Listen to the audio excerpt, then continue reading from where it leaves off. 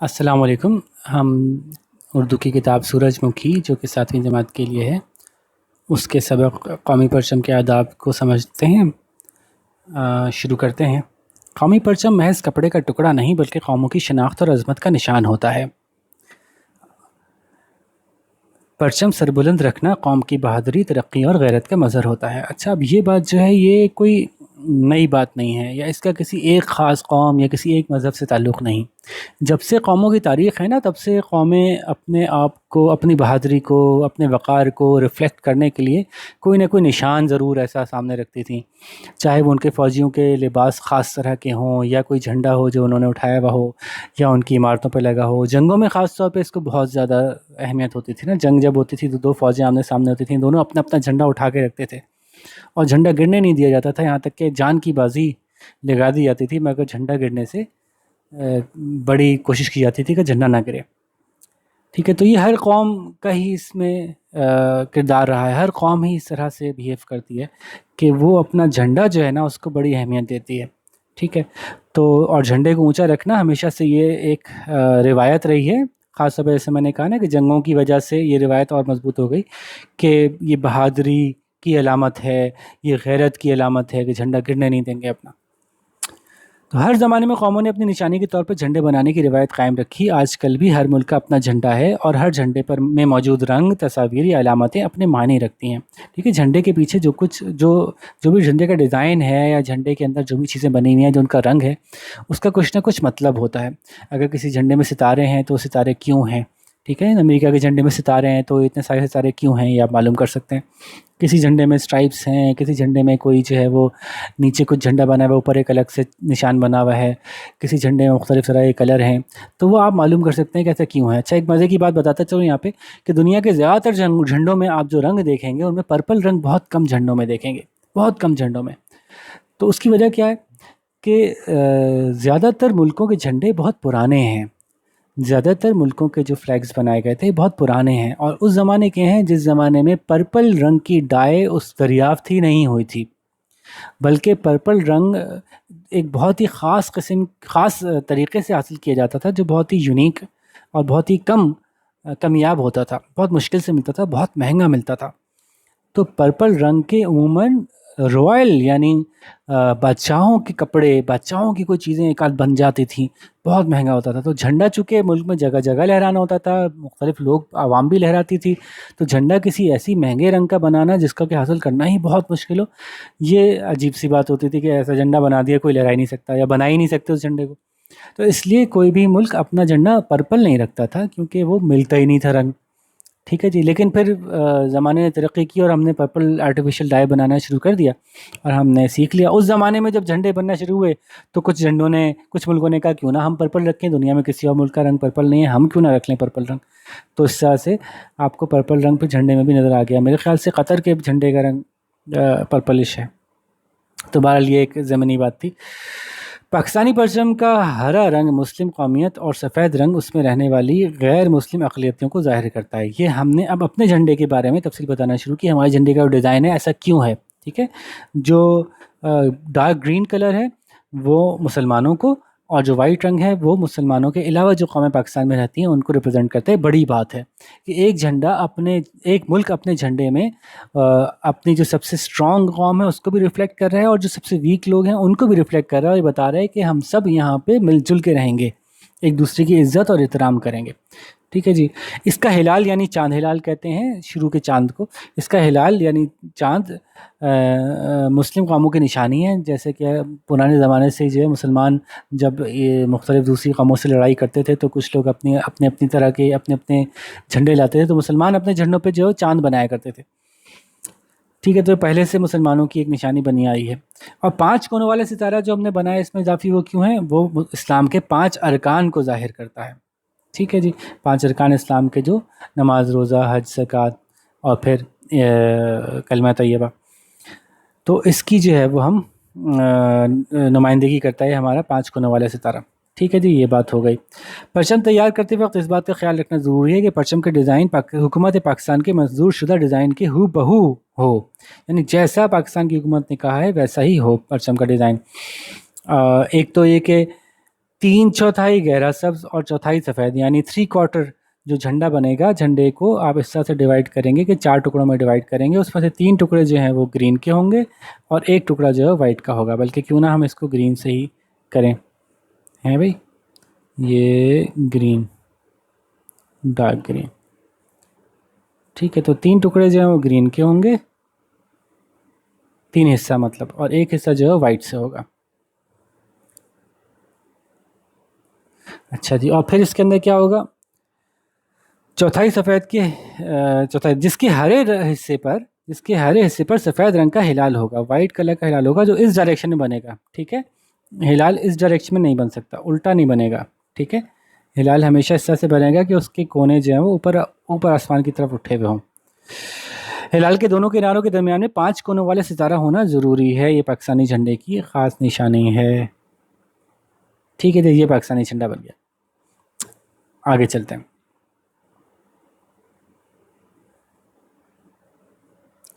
परचम की लंबाई और चौड़ाई में 3 और 2 की निस्बत होना ज़रूरी है। यानी अगर 3 फुट लंबा परचम है तो 2 फुट चौड़ा होगा, अगर 6 फुट लंबा है तो 4 फुट चौड़ा होगा।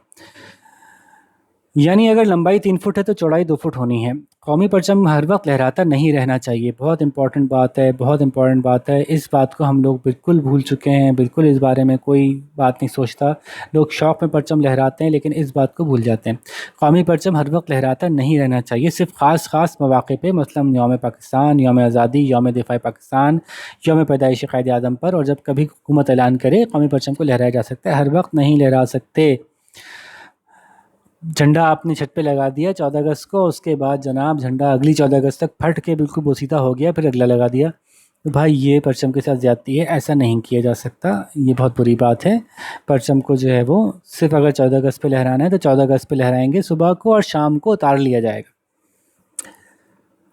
अच्छा जी, तो सदर ममलिकत, अच्छा मैंने पहले बताया कि कुछ ख़ास मौक़ों पर ही झंडा लहराने की इजाज़त मिलती है आवाम को, ठीक है। मुल्क में हर जगह जो झंडा लहराए जाते हैं ना, वो हर जगह झंडा हर वक्त नहीं लहरा सकते। ख़ास मौक़ों पे, जैसे यौम पाकिस्तान, यौम आज़ादी, 23 मार्च, 14 अगस्त, यौम दिफ़ा पाकिस्तान, ठीक है, यौम पैदाइश क़ायद आज़म, और यौम पैदाइश अल्लामा इक़बाल, या और भी दूसरी जगहों पे जब हुकूमत ऐलान करती है तो परचम को लहराया जाता है, ठीक है। तो जब हुकूमत ऐलान करेगी या हुकूमत ने डेजिग्नेट किया हुआ होगा कि इन दिनों में लहराना है, तभी लहराएंगे, हर वक्त नहीं लहराएंगे, और उस दिन के अख्ताम पे उसको उतार लेना है। सदर ममलिकत, वज़ीर आज़म, सूबों के गवर्नर, वाइट कलर अच्छा लग रहा था। सदर ममलिकत, वज़ीर आज़म, सूबों के गवर्नर, मरकज़ी और सूबाई वज़रा, वज़ीर जिनको क्या आप इलेक्शन में इलेक्ट करते हैं, मरकज़ी और सूबाई, यानी दो होती है ना असम्बलीज़ हमारी, नेशनल असम्बली और प्रोविंशियल असम्बली, दोनों के वज़ीर। और गैर ममालिक में, दूसरे मुल्क में अगर हमारे पाकिस्तान के सिफारती नुमाइंदे हैं, पाकिस्तान की हुकूमत के रिप्रेजेंटेटिव्स हैं, उनकी रिहाइश गाहों पर उस वक्त तक लहराया जाएगा जब तक कि वो वहाँ मौजूद हों, ठीक है। और जब वहाँ से निकल जाएंगे तो झंडा उतार लिया जाएगा। जब कौमी परचम लहराया उतारा जा रहा हो तो वहाँ मौजूद तमाम लोगों के लिए ज़रूरी है कि एहतरामन उसकी तरफ मुँह किए खड़े रहें। जब परचम को लहराने के लिए ऊपर चढ़ा रहे हों, या फिर उसका वक्त पूरा हो गया, अब नीचे उतार रहे हैं, तो जो भी वहाँ पे लोग हैं वो उसकी तरफ मुँह करके एहतरामन खड़े हो जाएँ, और उस वक्त तक खड़े रहें जब तक ये अमल मुकम्मल ना हो जाए। कौमी परचम को किसी की मैयत के साथ दफन नहीं किया जा सकता। मैयत के ऊपर उड़ाया जा सकता है, उन ख़ास लोगों के ऊपर जिनकी जो कि मुल्क की खातिर शहीद हुए हैं, या कोई ख़ास एजाज़ मुल्क के ने उनको देना है, उनकी मैयत के ऊपर उड़ाया जाएगा, लेकिन क़ब्र में उनके साथ दफन नहीं किया जाएगा। सिर्फ उन शख्सियतों की मैयत पर परचम डाला जा सकता है जिन्हें कौमी एजाज़ के साथ दफन करने का ऐलान किया जाए, ठीक है, जो मुल्क की खातिर शहीद हुए हों या कोई बहुत बड़े मुल्क की खिदमत उन्होंने की हो, तो ये ऐलान भी हुकूमत करती है। उस वक्त भी ये एहतियात ज़रूरी है कि मैयत को क़ब्र में उतारते वक्त परचम को एहतियात से उतार लिया जाए, यानी परचम को ना क़ब्र में दफन किया जाए। परचम को गिरा कर, झुका कर, ज़मीन से छूता हुआ एक जगह से दूसरी जगह ना ले जाया जाए। किसी और काम, मसलन चीज़ें लपेटने, बांधने वगैरह के लिए परचम को इस्तेमाल ना किया जाए, ठीक है। ये अच्छी कौमें जो हैं वो अपने परचम की और अपनी और दूसरी जो उनके मुल्क की, उनकी कौम की नुमाइंदगी करती हैं, उन चीज़ों की इज़्ज़त करते हैं, ठीक है जी। गंदा, बोसीदा, फीके रंग का या किसी भी और रंग में प्रिंट हुआ परचम कभी ना लहराया जाए। हमारे पाकिस्तानी परचम का, झंडे का हरा रंग गहरा हरा है, हल्के हरे रंग का परचम ना हो। इसी तरह से वाइट जो हो, प्योर वाइट हो, वो पीला हट के साथ ना हो, इससे वतन का वक़ार मजरूह होता है। परचम बिला वजह مجروح کا مطلب کیا ہوا؟ وطن کا وقار مجروح ہوتا ہے، وطن کی عزت کم ہو جاتی، پر دوسروں کی نظر میں کیا کیسی قوم ہے اپنے پرچم کا لحاظ ہی نہیں رکھتی۔ پرچم بلا وجہ سرنگوں نہیں کیا جا سکتا، صرف اہم شخصیات کی وفات یا افسوسناک حادثات کی صورت میں حکومت کا اعلان کرنے پر ہی ایسا کیا جا سکتا ہے۔ سرنگوں کا مطلب کیا ہوا کہ پرچم کو نیچے اتار لیا جبکہ اس کو اوپر چڑھانے کا وقت تھا، ایسا وقت جب کہ اس کو اوپر چڑھانا تھا، اس وقت پرچم کو اوپر نہ چڑھایا گیا، پرچم کو اوپر نہ لہرایا گیا بلکہ نیچے کر لیا گیا اس کو تھوڑا، یا بالکل ہی نیچے کر دیا گیا۔ یہ صرف اس وقت کیا جائے گا جب کوئی خاص بڑا اہم ایسا واقعہ ہوگا، اس پہ بہت افسوس کا اظہار کرنا مقصود ہوگا۔ تو اہم شخصیات کی وفات ہوں یا کوئی افسوسناک حادثات ہو جائیں تو اس صورت میں حکومت اعلان کرے گی کہ اب پرچم سرنگوں کیا جائے گا، جہاں جہاں پرچم لہرانا ضروری تھا وہاں بھی اس وقت نیچے کر کے لہرایا جائے گا۔ پاکستان کے پرچم کا ڈیزائن جناب امیر الدین قدوائی صاحب نے تیار کیا تھا۔ یہ بڑی اہم شخصیت تھے، بڑے زبردست آدمی تھے، بہت زبردست آدمی تھے۔ تو یہ تھوڑا سا ان کا انٹروڈکشن دوں۔ امیر الدین قدوائی صاحب جو تھے یہ نوجوان تھے جب ہندوستان کے اندر جو ہے وہ انگریزوں کے خلاف تحریک چل رہی تھی۔ اس وقت مسلم لیگ نہیں بنی تھی بلکہ ہندو مسلم مل کے انگریزوں کے خلاف تحریک چلا رہے تھے، اور اس زمانے میں جو ہے وہ آہستہ آہستہ جو کانگریس تھی ہندوؤں کی پارٹی، اس نے ہندوؤں کی زیادہ ہی سائڈ لینا شروع کر دیا، مسلمانوں کو دبانا شروع کیا، تو پھر مسلمان پریشان ہوئے، انہوں نے اپنی ایک الگ سے جماعت بنانے کی سوچی۔ اس وقت یہ آگے آگے تھے، نوجوان تھے، اور یہ بڑے آگے آگے تھے کہ جی ہاں ایسے ہی کچھ ہونا چاہیے، اور نوجوانوں کی جماعت کو انہوں نے بڑا سرگرم رہے اس میں، ان کو بڑا لوگوں کو جو ہے وہ جذبات کو ابھارا کہ ہاں بھائی اس میں ہم نے حصہ لینا ہے۔ پھر مسلم لیگ بنی تو اس میں بڑی جوش و خروش کے ساتھ حصہ لیا انہوں نے۔ اچھا، اسی دوران جو ہے ایک بہت بڑی شخصیت مولانا شوکت علی جو ہیں، وہ خلافت موومنٹ ایک بہت بڑا کام تھا اس وقت، اس میں کام کر رہے تھے، تو یہ ان کے رائٹ ہینڈ تھے، شوکت علی کے رائٹ ہینڈ تھے امیر الدین قدوائی صاحب، اور بہت پسند کرتے تھے مولانا شوکت علی ان کو۔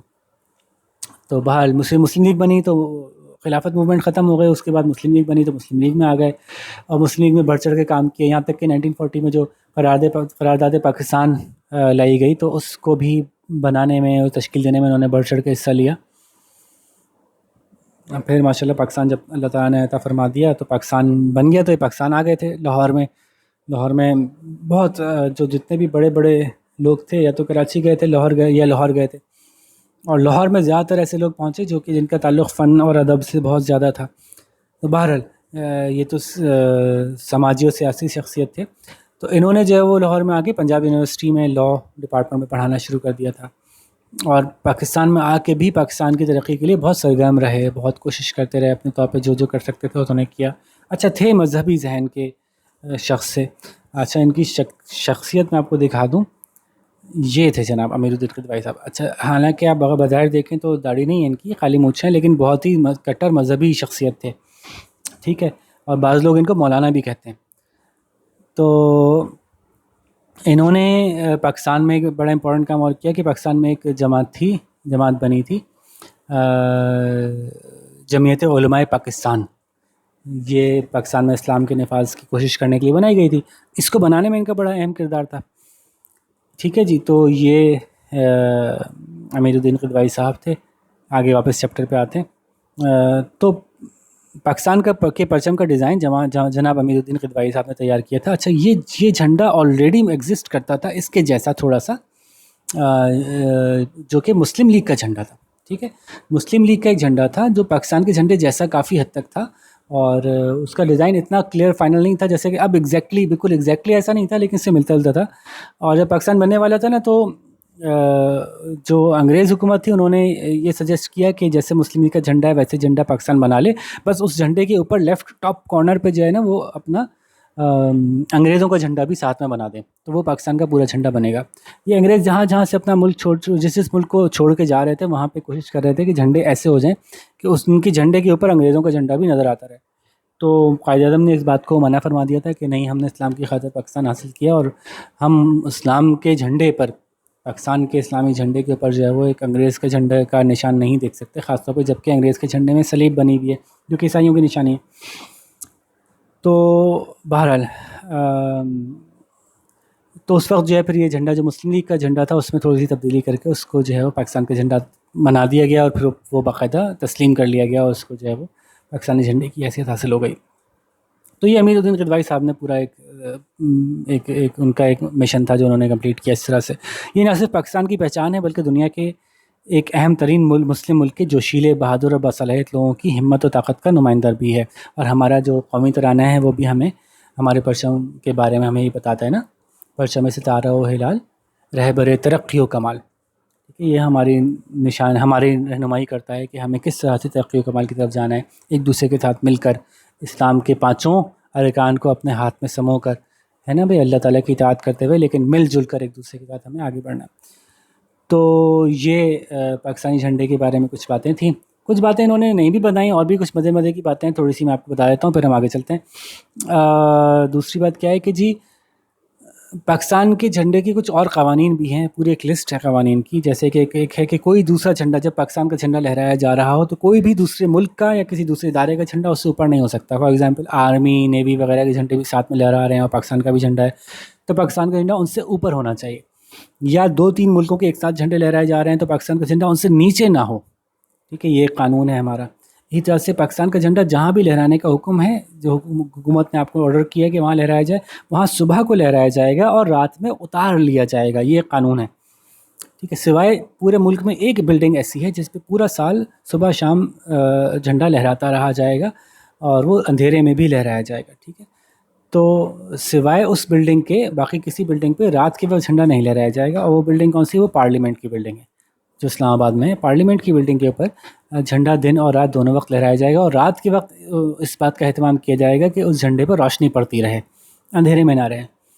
ٹھیک ہے، اسی طرح جھنڈے پہ کچھ لکھا نہیں جا سکتا، کوئی نشانی نہیں مزید بنائی جا سکتی. جو نشان ہیں بس وہی ہیں، اس کے علاوہ کوئی نیا نشان، کوئی نئی لکھائی اس میں نہیں کی جا سکتی. یہ بھی خلاف قانون ہے. جھنڈے کو جس وقت اوپر چڑھایا جا رہا ہے لہرانے کے لیے اور جس وقت اتارا جا رہا ہے، اس وقت جو آفیسرز ہیں آرمی وغیرہ کے یا فورس نیوی کے، وہ اس کو سیلیوٹ کر رہے ہوں گے اور جو باقی لوگ ہیں وہ اس کی طرف منہ کر کے کھڑے رہیں گے. ٹھیک ہے، تو جھنڈے کو پھٹا ہوا ہونا، بوسیدہ ہونا، پرانا ہونا، ایسے جھنڈا لہرانا جو ہے وہ بھی خلاف قانون ہے. اسی طرح سے جھنڈے کو لہرانے کا ایک طریقہ ہوتا ہے فل ماسٹ، پوری طرح سے بالکل ٹاپ پہ، جس ڈنڈے پہ جھنڈے کو لہرا رہے ہیں اس کے بالکل اوپر جا کے جھنڈے کو لہرایا جائے. یہ فل ماسٹ ہوتا ہے. تو پاکستان میں 23 مارچ، 14 اگست، قائد اعظم کی پیدائش، علامہ اقبال کی پیدائش پہ ان موقعوں پہ فل ماسٹ جھنڈا لہرایا جاتا ہے. اور قائد اعظم کی وفات اور علامہ اقبال کی وفات پہ ہاف ماسٹ جھنڈا لہرایا جاتا ہے. اچھا، ہاف ماسٹ کیا ہوتا ہے؟ ہاف ماسٹ میں دکھاتا ہوں آپ کو، میرے خیال سے میرے پاس ہے جی. یہ ہاف ماسٹ اگر آپ دیکھ رہے ہو تو یہ تھوڑا سا نیچے کیا ہوا ہے، جھنڈے کو ٹاپ سے تھوڑا سا نیچے کیا ہوا ہے.